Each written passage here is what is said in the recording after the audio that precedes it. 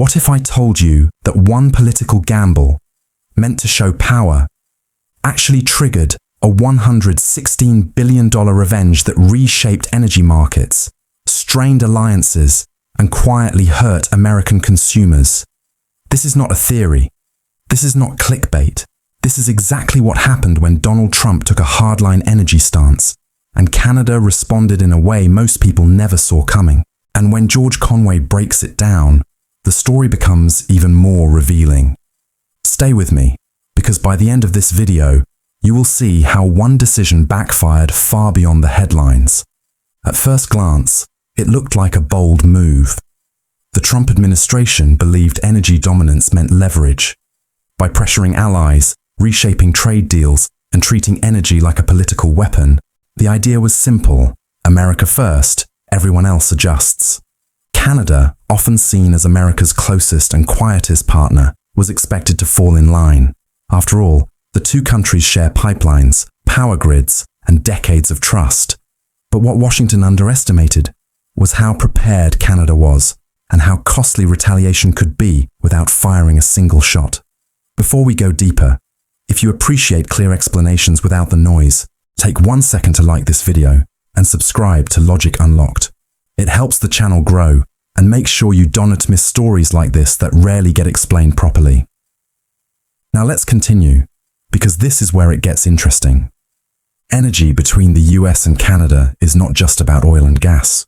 It is about electricity, rare minerals, manufacturing, jobs, and long-term security. Canada supplies a massive portion of energy used in the United States, including oil, natural gas, hydroelectric power, and uranium.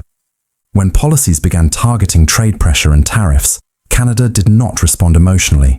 It responded strategically.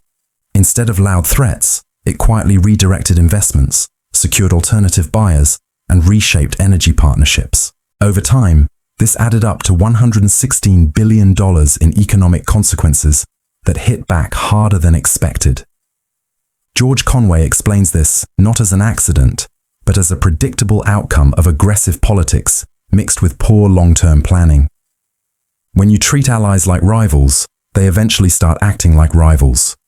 Canada began strengthening energy ties with Europe and Asia, reducing dependence on US markets. American refiners faced higher costs, supply chains tightened, prices moved.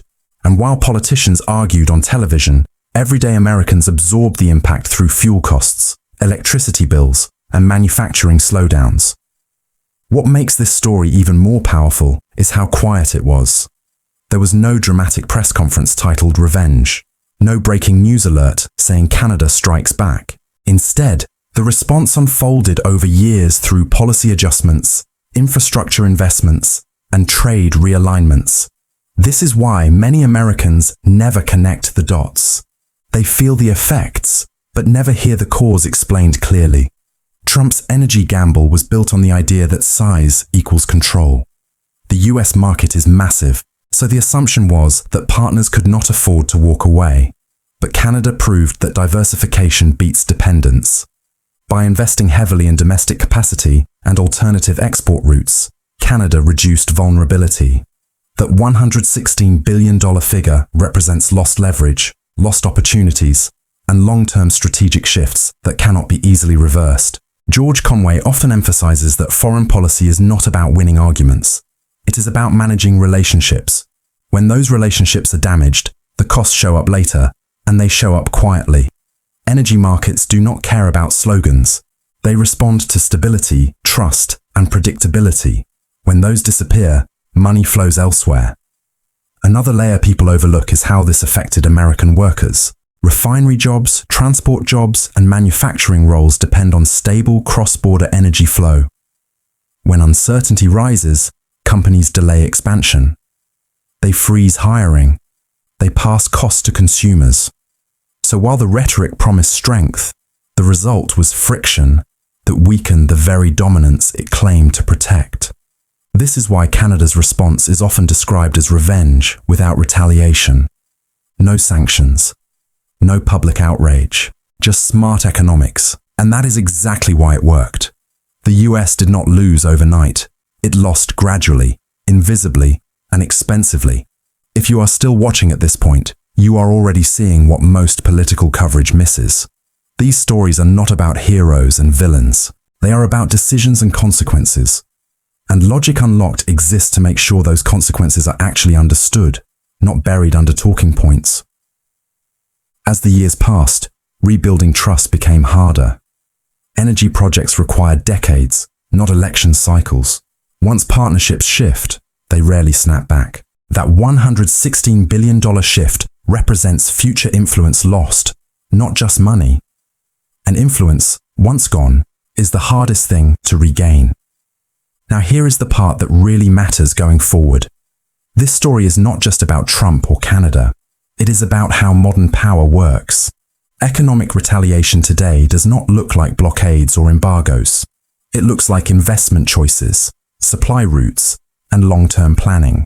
Countries that understand this play chess, not checkers. George Conway's analysis cuts through the noise by reminding us that arrogance in policy often hides weakness in strategy. When leaders underestimate allies, they overestimate control.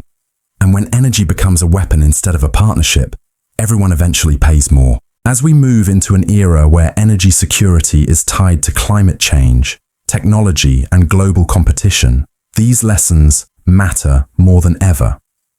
The next administration, regardless of party, will inherit these consequences. The bill does not disappear just because the politics change. Before we wrap up, I want to hear from you. Do you think energy should ever be used as political leverage against allies? Or does it always backfire in the long run? Drop your thoughts in the comments, because this topic deserves real discussion, not slogans.